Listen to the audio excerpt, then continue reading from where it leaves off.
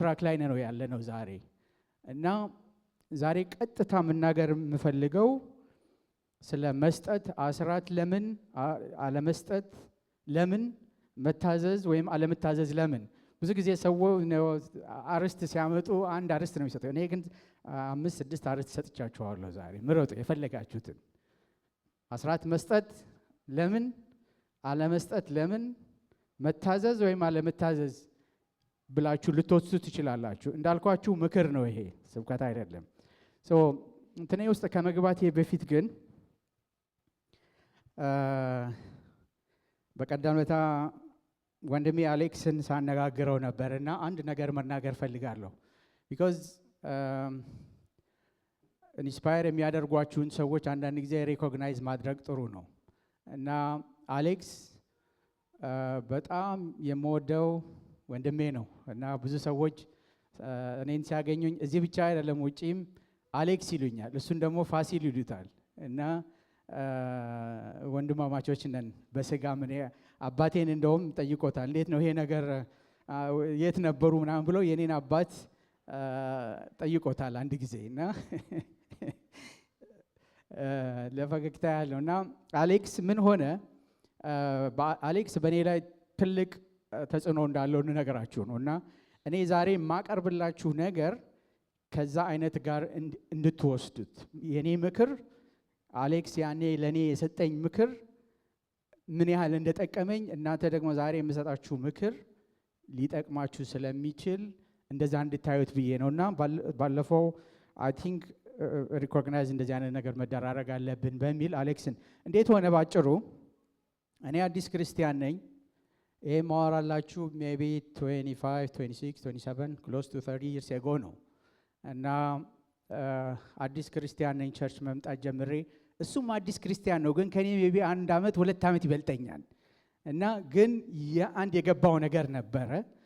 ይመጣና ትዝ ይለኛል ፓርኪንግ ሎት ውስጥ አልበም፣ ድሮ ካሴት አልበም ይሰራል እና ያንን አልበም አዲንክ ውስጡ 20 ይሁን 12 ይሁን ካሴቶች ውስጡ አሉት።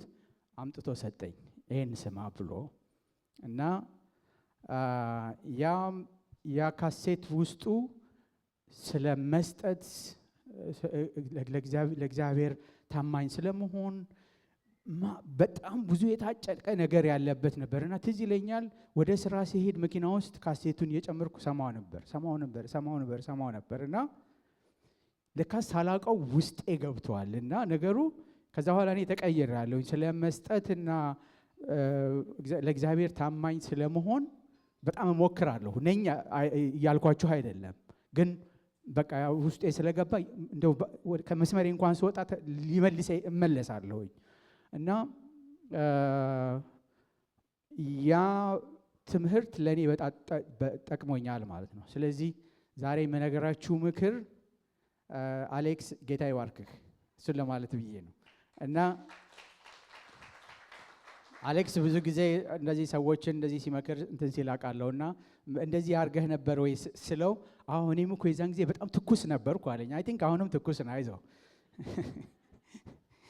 እና እንደዛ ሆነ ማለት ነው። ስለዚህ ቀጥታ ወደ እንትኔ እገባለሁ። ምክር መልክ እንድታዩት ብዬ ነው። ወደ ዋናው መልእክቴ ከመግባቴ በፊት ስንቶቻችሁ ታክሳችሁን ሰርታችኋል? እዚህ ሲር አሰርታችኋል ወይም ያላሰራችሁ? ያላሰራለ ቢዝነስ ያላችሁ ሰዎች ከሆነ ግድ የለም በኋላ ታሰራላችሁ፣ አላሰራችሁም አይባልም። ግን ፐርሰናል ታክስ አይ ቲንክ ሁላችሁም አሰራችኋል አይደለም? ጉድ። ለምንድን ነው ያሰራችሁት? ዴድላይኑ ሳያልፍ ያሰራችሁት። ሲአርኤ ይመጣል አይደለም? ሶ ብዙዎቻችሁ ታውቁታላችሁ፣ ግን ከማቀርበው መልእክት ጋራ የሚያያዝ ነገር ስላለው ነው ይሄን ላሳያችሁ የፈለኩት። ካናዳ ውስጥ ከ0 ጀምሮ እስከ 49,000 ድረስ 20% ታክስ እንደምትከፍሉ ታውቃላችሁ? ስንቶቻችሁ እርግጠኛ ታውቃላችሁ 20% ታክስ እንደምትከፍሉ? እስቲ ያሳዩኝ። እንደው አውቃለሁ ወይም በሉኝ እስቲ። አታውቁም? አንድ ሰው ያውቃል።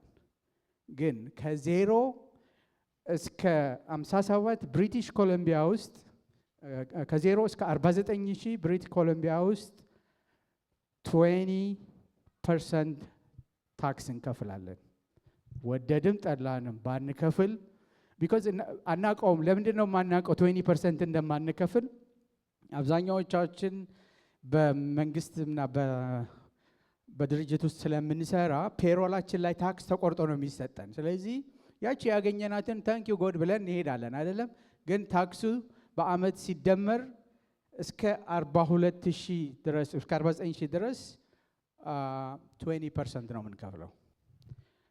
ከ49 እስከ 57 22 ከ50 እስከ 20 እስከ 100,000 ገደማ 28,000 እያለ ከ250,000 ብር በላይ የምታገኙ ከሆነ ከ50% በላይ ነው የምትከፍሉት እዚህ ሀገር ታክስ።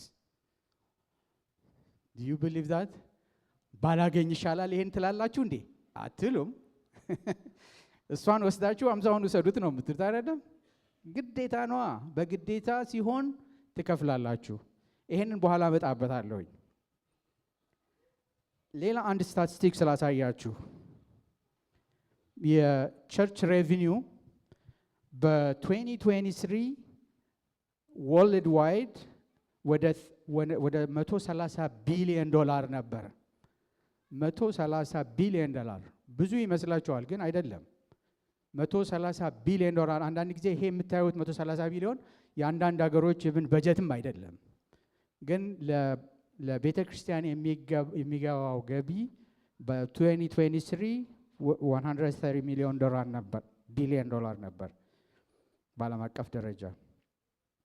በጣም ኢንተረስቲንግ የሆነ ነገር ደግሞ ያገኘሁት ከፍተኛውን ኢንካም የሚሰበስቡ ሀገሮች ዩናይትድ ስቴትስ፣ ካናዳ፣ ኢንግላንድ፣ ጀርመን እና አውስትራሊያ ናቸው። ከፍተኛውን ኢንካም የሚሰበስቡት ሀገሮች እነዚህ ሀገሮች ናቸው። ለምን ብላችሁ ጠይቃችሁ ታውቃላችሁ? ለምን ብላችሁ እኔ በጣም ተመራመን እንዴት ሊሆን ይችላል እንደዚህ ብዬ። ግን ምን አላቸው እነዚህ ሀገሮች? የታክስ ክሬዲት አላቸው። እኛ አሁን ለቤተ ክርስቲያን ገንዘብ ስንሰጥ መንግስት ታክሳችንን ይቀንስልናል አይደለም? ሪሲት የምንሰጣችሁ ታክሳችሁን ፋይል ስታደርጉ መንግስት እንትናችሁን ታክሳችሁን እንዲቀንስላችሁ ነው። እና ይሄ አንደኛው ይሄ ኢንሴንቲቭ ነው። አንደኛው ይመስለኛል አንዱ ይሄ ነው። ይሄ የኔ ግምገማ ነው፣ ሳይንቲፊክ ግምገማ አይደለም። ግን የኔ ሳስበው አንደኛው ምክንያት ይሄ ነው። ሁለተኛው ምክንያት ደግሞ እንደምታውቁት እነዚህ ሀገሮች በጣም የሚሰጡ ሀገሮች ናቸው። ሰው ይባረካል፣ ስለሚሰጥ ይባረካል። መንግስት ግለሰቦችን አይደለም፣ መንግስት እንኳን ሲባርክ የዛን ያህል ይባረካል ማለት ነው። እና ሌላው ላሳያችሁ የምፈልገው እዚህ ጋር አይሁዶች ከፍተኛ ገቢ ያበረክታሉ። አንደኛ ባለጸጋዎች ናቸው። ይሄን ታውቃላችሁ? ከአሜሪካኖችም የበለጠ አይሁዶች ባለጸጎች እንደሆኑ ለምን ይመስላችኋል? አይሁዶች ፓስተር አሁን ከእንትን ነው የመጣው ነው በደንብ ጆሮን ተናርጎ እየሰማኝ ነውና ከእስራኤል ነው የመጣውና አይሁዶች ለምን መሰላችሁ? አይሁዶች የኦሪትን ሕግ ነው የሚከተሉት። የሚሰጡት 10% አስራት ብቻ አይደለም። በአይሁድ ጊዜ በኋላ ሳያችኋለሁ ከዛ የበለጠ እስከ 20% ነው የሚከፍሉትና እነሱ ያንን ሕግ አልተውም እስካሁንም። እና በዓለም የተባረኩና ባለጸጎች አንደኛ ባለጸጎች አይሁዶች ናቸው። ይሄን ልብ አድርጉ። ይሄ እንግዲህ ስለ አገር ነው እየነገርኳቸዋለሁ፣ ስለ ግለሰብ ሳይሆን ስለ አገር ነው እየነገርኳቸው ያላችሁት። እና ለምንድን ነው እነሱ የኦሪትን ሕግ ስላልተው ያ ፕሪንሲፕል አሁንም እንደሚሰራ ነው ይሄ የሚያሳየኝ። ሁለተኛው ባለጸጋ ካቶሊክ ቤተክርስቲያኖች ተብሎ ይገመታል። ግን የሚገርማችሁ ነገር ካቶሊክ ቤተክርስቲያን አይደለም። ሌላ መስረጃ ስንፈልግ በ2024 ላይ ሌላ ሪሰርች ሳይ ሞርሞን ወይንም ላተራል ዴይ ሴንትስ 293 ቢሊዮን ዶላር የሚጠጋ ሀብት አላቸው። ሁለተኞቹ ካቶሊክ ሳይሆን ሞርሞን ነው። ለምንድን ነው ብዬ ሰርች ማድረግ ጀመርኩኝ እና የሚገርመው ነገር በፊት ገና ጌታን እንዳወቅኩ አካባቢ ባይብል ስተዲ እንሄድ ነበርና እዛ ባይብል ስተዲ ላይ አንድ ወቅት ላይ ምን አሳይመንት ተሰጠን። የተለያዩ ሃይማኖቶችን ተከፋፈልንና ስለነዚህ ሃይማኖቶች እንድናጠናና ፕሬዘንት እንድናደርግ ተባለና እኔ የደረሰኝ ሞርሞን ነበር የዛን ጊዜና ስለ ሞርሞን እንግዲህ የምነግራችሁ 25 years ago ነው። ስለ ሞርሞን አጥንቼ ነበር እና አምጥቼ ፕሬዘንት አድርግ ያለው እዛ ባይብል ስተዲ ላይ እና ስለ ጆሴፍ ስሚዝ ሞርሞንን የመሰረተው ሰውዬ እነሱ እንደ ክርስቶስ ነው የሚያዩት። የራሳቸው መጽሐፍ አላቸው፣ የራሳቸው ባይብል አላቸው። የክርስቲያን ቸርች ነው የሚባሉት፣ ግን እዛ ዝርዝር ውስጥ አልገባም። ግን እኔ ምን ልነግራችሁ የፈለኩት ምንድነው የነሱ ባይብል ውስጥ አስራት መክፈል ግዴታ ነው ይላል ባይብላቸው ውስጥ። ስለዚህ የሞርሞን አባል ከሆናችሁ አስራት ትከፍላላችሁ። ያንን አምናችሁ ነው የምትገቡት። that's why እነሱ ሁለተኛ ባለጸጎች የሆኑት። ለምንድን ነው እሱ? ሞርሞን እንዳልኳችሁ እንትኑ ዶክትሪኑ የተንሸዋወረረ ቢሆንም ፕሪንሲፕሉ ግን አለ። እዛ ኦሪት ቴስታመንት ላይ የተጻፈውን 10% ወስደውታል። ስለዚህ ሁለተኛ ባለጸጎች ናቸው እና እንደዛ ያለ ይቀጥላል። አሁን ወደ ኔጌቲቭ ሳይዝ ደግሞ መጣላችሁ ነው። አንድ ጊዜ እዛ ጋር ከመሄድ በፊት ከዚህ በፊት ይህን ነገር ተናግሬዋለሁኝ። ብዙ ሰው እዚህ አዳዲስ ሰው እንዳለ ስለማቅ እደግመዋለሁኝ። ዛሬ ጳውሎስ ደግመዋለሁ ይላል አንዳንድ አልፎ አልፎ፣ እኔም ደግመዋለሁ ዛሬ። አባቴ በህይወት እያለ ሲያወራልኝ እርግጠኛ አይደለሁም የትኛው ቤተክርስቲያን እንደሆነ። ካቶሊክ ሊሆን ይችላል፣ ቢኮዝ አባቴ ካቶሊክ ነበር። ኦርቶዶክስ ሊሆን ይችላል። ኢትዮጵያ ውስጥ ምን አለ? የቤተክርስቲያን አባቶች ተሰበሰቡና አለ አስራት መስጠት ለኢትዮጵያውያኖች ጥሩ አይደለም፣ ድሆች ናቸው፣ አይችሉም። ስለዚህ 1% ይስጡ ተብሎ ተወሰነ። ሱሳይድ የተወሰነ አይመስላችሁም? በሀገሩ ላይ ቢኮዝ እግዚአብሔር አላለማ። እዚህ ጋር እግዚአብሔር እኮ 10% ነው ስጡ ያለው። እነሱ ማን አዛኝ አደረጋቸው? እንግዲህ አሁን ያለንበትን ሀገራችንን ምናምን ታያላችሁ። ይሄዳል፣ ሳይክል አለው። በኋላ ስለ ሳይክል አሳያችኋለሁ። እና በጣም ኢምፖርታንት እንደሆነ የእግዚአብሔርን ቃል መከተል። የኦሪት ነው የብሉይ ነው የአዲስ ነው የሚባል ነገር የለም። የእግዚአብሔር ቃል ነው፣ አይሻርም። ይሄንን አሜን ብለን መቀበል አለብን። አሜን።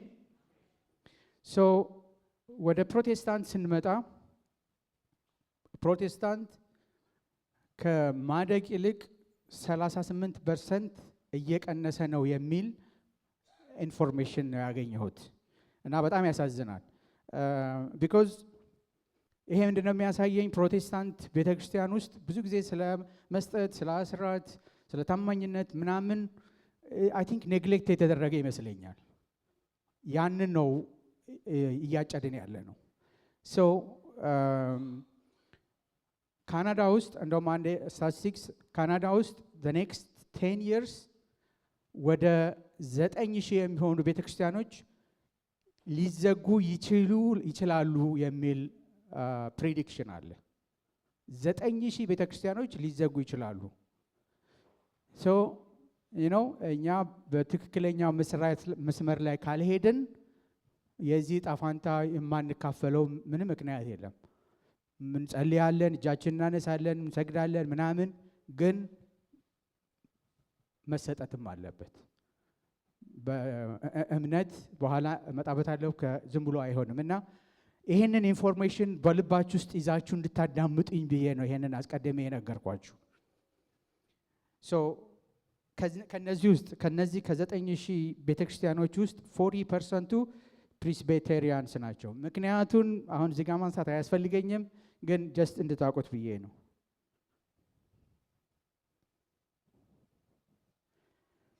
አሁን ወደ ዋናው መልእክቴ እየገባሁኝ ነው። መጽሐፍ ቅዱስ ስለ መስጠት በጣም ብዙ ስለሚናገር መጽሐፍ ቅዱስ የመስጠት መጽሐፍ ነው የሚል አገኘሁኝ እና ተስማማሁኝ። ቢኮዝ ማስረጃ ስላለኝ ነው። ስለ እምነት 272 ጊዜ ተነግሯል። ስለ ጸሎት 371 ጊዜ ተነግሯል። ስለ ፍቅር 714 ጊዜ ተነግሯል። ስለ መስጠት 2162 ጊዜ ተናግሯል።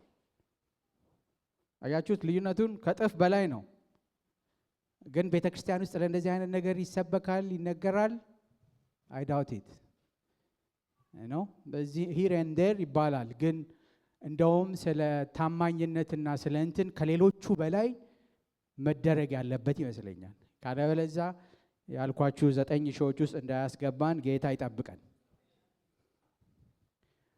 ጌታ ኢየሱስ ክርስቶስ እንደውም ከ50 በመቶ የሚሆኑትን ምሳሌዎቹን የሚናገረው ስለ ገንዘብ፣ ስለ ቁሳዊ ቁሶች እና የተያያዙ በረከቶችን በሚመለከት ነው። ስለዚህ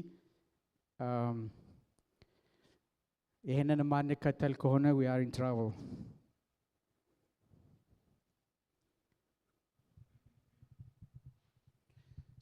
አስራትና ቶሎ ያለው ከዚህ በኋላ ብዙም አላቆያችሁም። አስራትና መባን ለምን እንሰጣለን እንደሚለው ለተቀበልናቸው በረከቶች እግዚአብሔርን የምናመሰግንበት ነው። በጌታ እንደምንታመን የምናሳይበት ነው። በሁሉም ነገር እርሱን ለመታዘዝ ፈቃደኛ መሆናችን የምናሳይበት ነው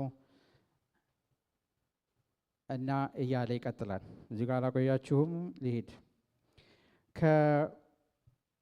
ከእምነት አባቶች መካከል አብርሃም ከሁሉ 10ን ሰጠ። አብርሃም አስራት ሰጥቷል። ያዕቆብ፣ ሙሴ፣ ኢቭን ሌዋውያን የአስራት 10ኛውን ቴንዝ ኦፍ ቴንዝ ያቀርቡ ነበር። ስለዚህ እንደውም አንድ ጊዜ ሰምቻለሁ አንዳንድ ፓስተሮች ምናምን የእኛ ፓስተሮችን አይመለከትም አስራት እኛ ሌዋውያኖች አስራት አንከፍልም የሚለው አሉ። ግን ሮንግ። ቅድም እንዳልኳችሁ ኦልድ ቴስታመንት ኒው ቴስታመንት የሚባል ነገር የለም። አስራት መክፈል አለበት። ፊት ለፊቱን መናገር መቻል አለብን። ነገር ግን እንደ ሲያሬ ቤተ ክርስቲያን አታስገድድም። ኦሪት ቢሆን ያስገድዳል፣ ግን ቤተ ክርስቲያን አታስገድድም። ቅድም ያንን የሲያሬ እንትን ያመጣሁላችሁ መሀል ላይ ላስታውሳችሁ ነው። በአዲስ ኪዳን በፍቅር በጸጋ ደስ ብሎን ነው የምናደርገው አይደለም። ግን የእግዚአብሔር መርህ እዛ አለ። አስራት መስጠት ያስፈልጋል። የመታዘዝን አስፈላጊነት ነው የሚያሳየው። እውነተኛ አምልኮ እግዚአብሔርን ከልብ ማዳመጥና መታዘዝ ነው። ጌታ ይባርክ። ፓስተር ስለ እግዚአብሔር መስማት ስታስተምር ነበር ባለፈው አይደለም ባልሳሳት። እናዳምጣለን ወይንስ እንሰማለን ነው? ሁለቱ ልዩነት አላቸው አይደለም? እና በውስጣችን ከገባ በኋላ ነው ለመታዘዝ የምንችለው አይደለም? እግዚአብሔር የእሱን ድምፅ ማዳመጥ እንድንችል ጌታ ይርዳል። ሃይማኖታዊ ተግባራትን ለማድረግ ሳይሆን እምነታችንን ወይም መታዘዛችንን የምንገልጥበት ነው። መጽሐፍ ሳሙኤል ቀዳማዊ 15:22 ላይ ሳሙኤል በውኑ የእግዚአብሔርን ቃል በመስማት ደስ እንደሚለው እግዚአብሔር በሚቃጠልና በሚታረድ መስዋዕት ደስ ይለዋልን? እነሆ መታዘዝ ከመስዋዕት ማዳመጥም የአውራ በግ ስብ ከማቅረብ ይበልጣል ይላል። ስለዚህ መስዋዕት ማቅረብ ትክክል አይደለም እያለ አይደለም፣ ግን ይሄ ነው የሚበልጠው እያለ ነው። ምንታዘዝ ከሆነ ምናዳምጥ ከሆነ ከዛ በኋላ መስዋዕት ለማቅረብ ምንም አያስቸግረንም እኮ። በቃ እስገነቢ ልክ በየቀኑ ስራ ስትሄዱ ምናምን እንደምታደርጉት ማለት ነው። አንዳንድ ቀን እኔ ከመለማመዴ የተነሳ ከአንድ ቦታ ድርሽ እዛ መቼ ነው ያለፍኩት ያን ቦታ ሁሉ ላለሁኝ እና እንደዚህ አይነት ነገር አጋጥሟችሁ ሊሆን ይችላል። ስለዚህ መታዘዝና ማዳመጥን በውስጣችሁ ከተለማመዳችሁት መስዋዕት ማቅረብ ኢትስ ሲምፕል። ሶ የመጀመሪያው ጥያቄ መስዋዕት ማቅረብ አይደለም፣ እግዚአብሔርን ማዳመጥ ነው። ነቢዩ ስለ አምልኮና ግዴታ እግዚአብሔርን መታዘዝ ከሰዓት አሁን ተናግሬዋለሁኝ፣ በጽሁፍ ስላቀረብኩት ነው አልፈዋለሁ። ኦሪት ዘጸአት 23:19 ላይ ደግሞ እንደዚህ የሚል መልእክት አለ። የተመረጠውን የምድርን ፍሬ በኩራት ወደ አምላክ ወደ እግዚአብሔር ቤት አምጣ። መሀል ላይ እነዚህን አስገባላቸዋለሁ እና ወደ እግዚአብሔር ቤት ማምጣት በኦሪት ጊዜ ግዴታ እንደነበረ እንድታስታውሱት ነው። አሁንም ያ ይሰራል፣ ግን እግዚአብሔር አያስገድዳችሁም። ልባችሁ እንዲከፈት ብቻ ነው ይሄንን ላረግላችሁ ፈልገው እና ቀደም ያሳየኋችሁ ቻርት ከግማሽ በላይ የሚሆነው ሰው ወደዛኛው ደረጃ መምጣት አለበት ብዬ እመክራለሁኝ።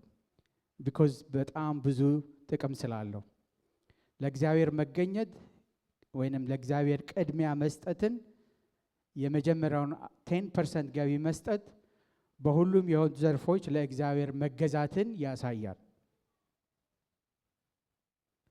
ሮሜ 6:16 ላይ ለመታዘዝ ባሪያዎች እንድትሆኑ ራሳችሁን ለምታቀርቡለት ለእርሱ ለምትታዘዙለት ባሪያዎች እንደሆናችሁ አታውቁምን? ባሪያዎች እንደሆናችሁ አታውቁምን? ወይም ለሞት የኃጢአት ባሪያዎች ወይም ለጽድቅ የመታዘዝ ባሪያዎች ናቸው። ሁለት ነገር ተቀምጧል እዚህ ጋር። ለየትኛው ነው ባሪያ መሆን የምንፈልገው?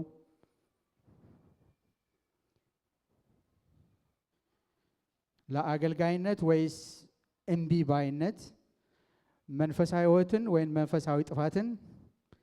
ግላዊ ኃላፊነትን መውሰድ ወይንም አለመውሰድን?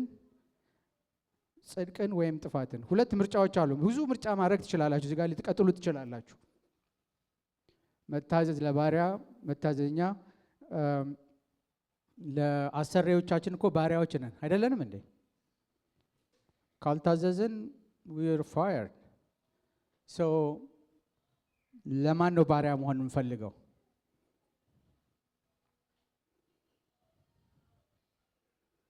ሁለተኛ ቆሮንቶስ 7:15 ላይ ስለዚህም በፍርሃትና በመንቀጥቀጥ እንዴት እንደተቀበላችሁት የሁላችሁንም መታዘዝ እያሰበ ፍቅሩ በእናንተ ላይ እጅግ በዝቷል ይላል።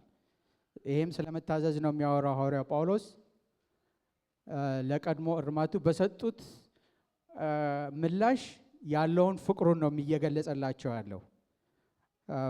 በቅን ንስሐ በመጽናናትና ለእግዚአብሔር በታደሰ ቃል ኪዳን ምክንያት ፍቅሩን እየጠነከረ እንደሚሄድ ነው የሚያሳየው። አክብሮትንና ትህትናቸውን እየነገራቸው ነው እና በአጠቃላይ መገዛትንና መታዘዝን ክርስቲያኖች እንዲለማመዱ ነው የሚነግራቸው። እዚህ ላይ ቶሎ እየሄድኩ እንደሆነ ይገባኛል፣ ግን ሰዓት ስለሌለኝ ትንሽ ደቂቃ ነው ብዬው ነበር ፓስተርን። አይ ቲንክ ትንሽ ረዘመ መሰለኝ፣ ይቅርታ ጠይቃለሁኝ። በአንዱ አለመታዘዝ ህዝቦች፣ ሌላ ደግሞ ይሄኛው ዋና በጣም ኢምፖርታንት የሆነው ጥቅስ ነው። በአንዱ አለመታዘዝ ብዙዎች ኃጢአተኞች እንደሆኑ እንዲሁ ደግሞ በአንዱ መታዘዝ ብዙዎች ጻድቃን ሆነዋል ይላል። ይሄ ስለምን እንደሚያወራ የሚገባችሁ ይመስለኛል፣ ግን በአጭሩ እንደዚህ ላድርግላችሁ። የኃጢአት ባሪያዎች ለሞት አዳም እኛን ጨምሮ የኃጢአት ባሪያዎች ነን አይደለንም? የመታዘዝ ባሪያዎች ለጽድቅ ኢየሱስ ክርስቶስ፣ አብርሃም አንደኛው ምሳሌ። ሰው ምርጫው የኛ ነው። በኃጢአትነታችን እንሄዳለን ወይንስ የመታዘዝ ባሪያዎች እንሆናለን? መታዘዝ እያልኩ ያለሁት ይገባችኋል። ዛሬ የማወራው መታዘዝ መስዋዕትን ስለማቅረብ፣ እግዚአብሔርን ስለማዳመጥ፣ እግዚአብሔርን ልባችንን ከፍተን ጆሮአችንን አቅንተን እንድናየው እንድንሰማው ነው።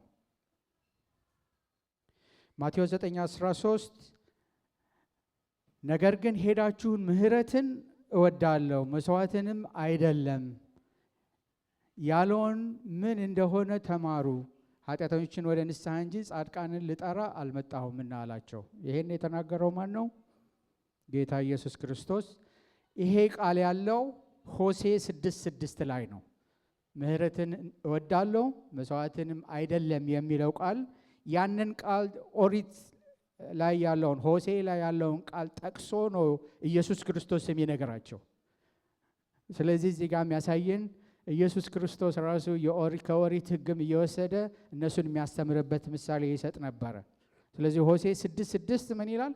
ከመስዋዕት ይልቅ ምሕረትን ከሚቃጠል መስዋዕት ይልቅ የእግዚአብሔርን ማወቅ እወዳለሁና ይላል። ይሄንን ጥቅስ ነው ኢየሱስ ክርስቶስ ጠቅሶ እየነገራቸው ያለው።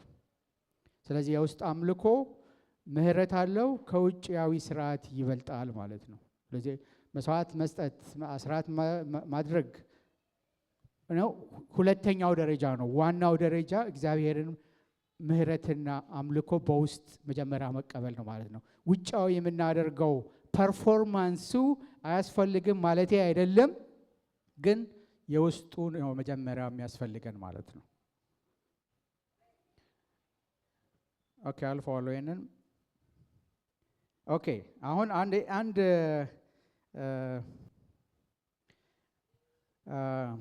ኢንፎግራፊክ ይሉታል ይሄንን እንትን እና አንድ ስዕላዊ ነቃ ብላችሁ እንድታዩት ነው። ቢኮዝ እዚህ መሰላል ላይ አብረን እንድንወጣ ፈልጋለሁ ሁላችሁ።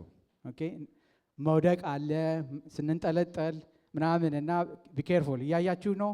መሰላል ላይ ለመውጣት ተዘጋጅታችኋል?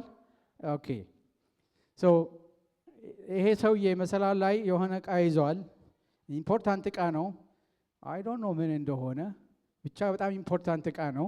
ይዞ መሰላል ላይ ለመውጣት ተዘጋጅቷል እና መሰላል ላይ መውጣት ጀምሯል። እናንተ ብትሆኑ ምንድን ነው የምታደርጉት? በደንብ እንትኑን ትይዛላችሁ እንዳይወድቅባችሁ እቃው እና የምትረግጡበትንም እንትን ትክክል መሆኑን የተሰበረ አለመሆኑን መሰላሉን በትክክል መቀመጡን አይታችሁ ነው አይደለም የምትወጡት? ያንን በትክክል ባታደርጉስ ምንድን ነው የሚሆነው? ትወድቃላችሁ። የያዛችሁት ነገር እንኳን እናንተ እቃችሁ አይደለም እናንተም የላችሁም ወድቃችኋል አይደለም? ኢየሱስ ክርስቶስ በዚህ ወቅት ቢኖር ኖሮ እንደዚህ ስላይድ ሾው እያሳየ የሚያስተምር ይመስለኝ ነበር። ቢኮዝ አብዛኛውን ጊዜ ኢየሱስ ሲያስተምር በምሳሌ ነበር የሚያስተምረው አይደለም? ቢኮዝ ስላይድ ሾው ስላልነበረ የዛን ጊዜ እንግዲህ እኛ በተሻለ ስላለን አሁን በስላይድ ሾው ላሳያችሁ በምሳሌ ላሳያችሁ ብዬ ነው። አሁን እዚህ ጋር እምነትን ጨመርኩበት። እምነትን ነው የያዝነው። እርግጠኞች ናችሁ እምነት ይዛችኋል? ከዚህ ጋር ደግሞ ትንሽ በምንወጣበት ጊዜ ድርጊት አለበት ማለት እዛ እምነት ይዘናል ነው። መታዘዝ አለ፣ ድርጊት አለ። እያንዳንዱ መሰላል አሁን ክራይቴሪያ አለው። መሰላሉን ዝም ብሎ እንደ ቅድሙ ዝም ብሎ መውጣት አይቻልም። የመንፈሳዊ መሰላል ስለሆነ አሁን እየወጣን ያለ ነው። አሳያችኋለሁ ምን እንደሆነ። ይቅርታ፣ ምሕረት፣ ቸርነት፣ ልግስና፣ መስጠትን መጨረሻ ላይ ነው ያደረኩት። ለምን እንደሆነ ነገራችኋለሁ። አሁን ይሄንን ይቅርታን ምሕረትን በደንብ ካረገጥ ነው ወይንም ከሌለ እዛ ጋ ምንድነው የምንሆነው ብለናል ቅድም? ወደቀን አይደለም? ሰው መስጠትን ላይ ያደረኩት ለምን መሰላችሁ? አወዳደቄን ያሳምርልኝ ይባላል። እዚህኛው ላይ ይሰራ እንደሆነ አላቅም ተረቱ፣ ግን ከፍ ስላለ ከዛ ላይ ስትወድቁ እቃውም የለም እምነቱም የለም ምኑም የለም ማለት ነው። ስለዚህ ይሄንን ኢሉስትሬሽን በዓላችን ውስጥ እንድንይዘው እፈልጋለሁኝ። መታዘዝ ሲባዛ በድርጊት የተሟላ እምነት ይኖረናል። መታዘዝ በዜሮ ሲሆን ግን ውጤቱ ዜሮ ነው አይደለም? ይሄን ካልኩሌሽን ይዛችሁ ይሄ ጥቅስ ምን ይላል? እንደዚሁም ስራ የሌለው እምነት ቢኖር በራሱ የሞተ ነው። ስለዚህ በትክክለኛው ስራ ከሌለን እምነት አለን፣ አማኞች ነን፣ ክርስቲያኖች ነን፣ ጴንጤዎች ነን ብንል ዋጋ የለውም። ቅድም ያሳየኋችሁ 38% ኢቫንጀሊካል አማኞች ቤተክርስቲያኖች አማኞች ዲክላይን እያደረገ ነው ብያቸዋለሁ። እና እምነት አለን ብለው ይላሉ፣ ግን ስራ የላቸውም ማለት ነው። በዚህ እንስማማለን? ምንም ጥያቄ የለውም። ስለዚህ እምነታችንን የምናሟላበት አንደኛው መንገድ ሌላ ነገር አይጠቅምም እያልኩ አይደለሁም። በተሳሳተ መንገድ እንደማትወስዱብኝ እንደምወዳችሁ ቅድም ነግራችኋለሁኝ። እናንተም እንደምትወዱኝ አሁን ፊታችሁ ላይ አለሁኝ። ስለዚህ እየተናገርኩ ያለሁት እምነት ድርጊት እንደሚያስፈልገው ነው። ያ ድርጊት ደግሞ ዛሬ ስለ ገንዘብና ስለ አስራት ስለሆነ የምናወራው ከሌለው እንትን ይላል ማለት ነው። ትክክለኛ ውጤት አይመጣም ማለት ነው። ስለዚህ መልካሙን ገድል ተጋድዬ ሩጫዬን ጨርሻለሁ፣ ሃይማኖቴንም ጠብቄአለሁ ብሏል ሐዋርያው አይደለም? ስለዚህ ብዙ ጊዜ እኛ ክርስቲያኖች ድነናል ምናምን መውደቅ አለ እና መደረግ እምነት በስራ መገለጽ አለ። ካለበለዚያ እንደ ሐዋርያው ጳውሎስ ሩጫዬን ጨርሻለሁ፣ ሃይማኖቴን ጠብቄአለሁ፣ እምነቴን ጠብቄአለሁ ለማለት ያብቃል።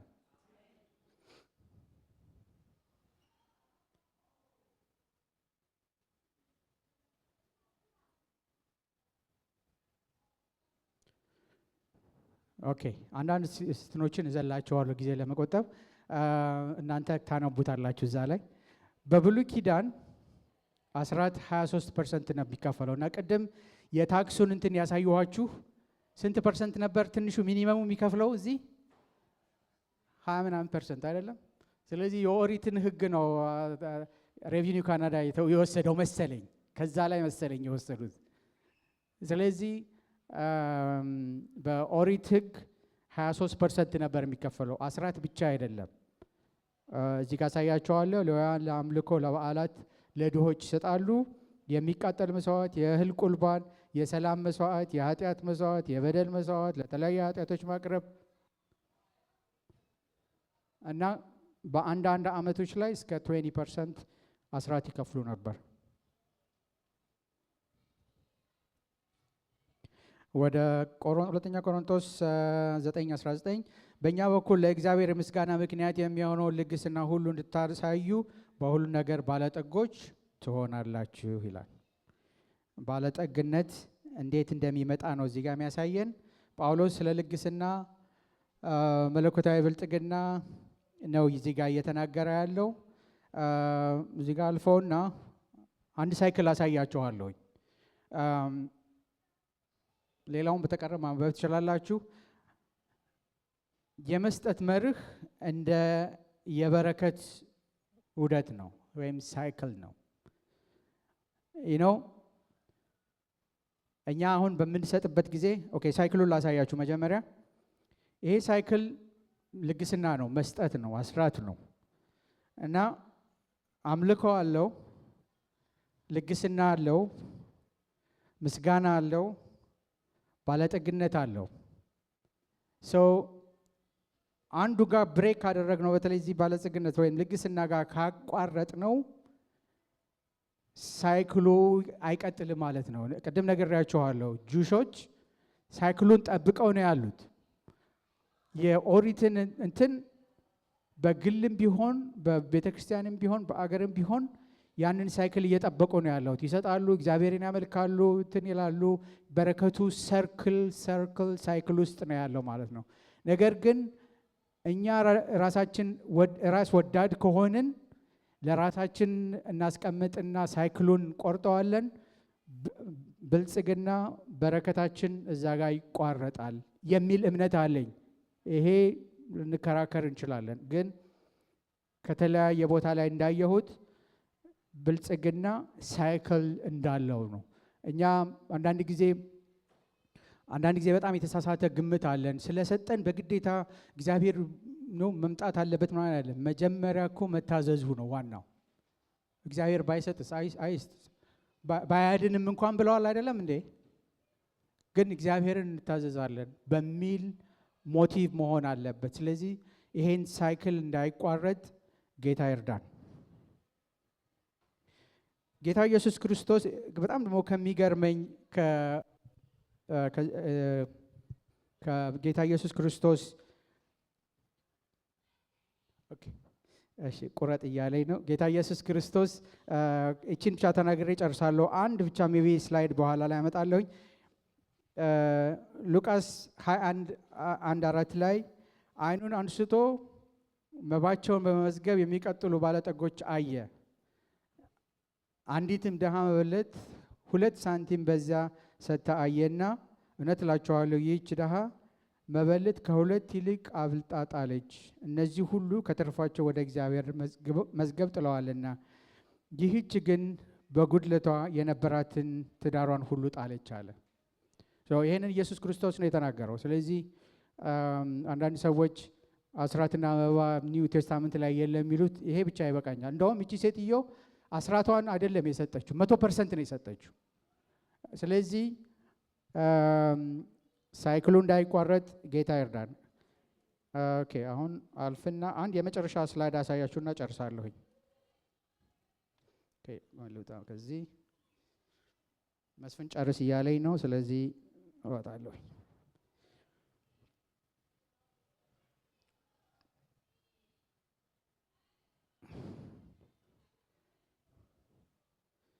ይሄን ሁሉ ከተናገርኩኝ በኋላ አንድ ነገር ብቻ ተናግሬ ጨርሳለሁ። ይሄን ስላይድ ብቻ የመጨረሻው ስላይድ ነው እና ይሄ ልጅ ከአባቱ ጋር መንገድ እየተጓዘ